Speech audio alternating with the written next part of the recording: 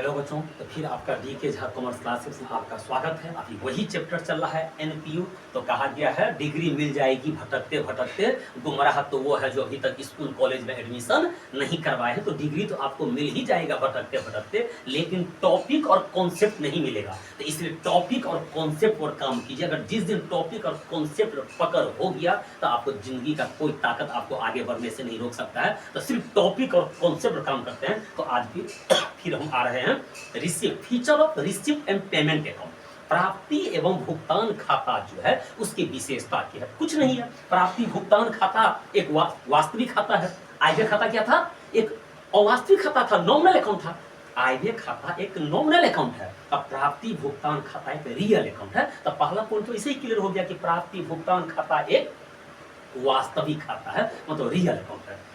दूसरा है यह रोकड़ पुस्तक की तरह होता है। इसका मतलब ये कैश बेस के आधार पर तैयार किया जाता है। रिसिप्ट एंड पेमेंट अकाउंट जो है वो कैश बेस के आधार पर क्या तैयार किया जाता है? तो यह रोकड़ पुस्तक की तरह होता है, कैश बुक की तरह होता है। कैश बही के आधार पर, कैश बेस के आधार पर तैयार किया जाएगा। तो पहला पॉइंट हो गया कि प्राप्ति भुगतान खाता ये क्या है? वास्तविक खाता है। यह रोकड़ बही की तरह तैयार किया जाएगा, कैश बेस के आधार पर तैयार किया जाता है। तीसरा है इसमें इसके सभी प्राप्ति जो होगा, चाहे आयगत हो या पूंजीगत हो। आयव्यय खाता में क्या किया गया था? सभी उसमें सिर्फ आयगत का लिखा किया जाता है, रेवेन्यू का किया जाता है। लेकिन प्राप्ति भुगतान खाता में चाहे वो आयगत हो और चाहे पूंजीगत हो, जब तक आयगत प्राप्ति है और जब तक पूंजीगत प्राप्ति है, रिसिप्ट है, वो प्राप्ति भुगतान खाता के डीआर पक्ष में लिखते हैं। जब तक आयगत प्राप्ति है, जब तक पूंजीगत प्राप्ति है, उस प्राप्ति भुगतान खाता के डीआर लिखेंगे। तो इसके सभी प्राप्तियां चाहे वो आयगत हो या पूंजीगत हो, डेबिट पक्ष में दिखाया जाएगा। आयगत हो या पूंजीगत हो, उसको प्राप्ति भुगतान खाता के डीआर में दे देंगे।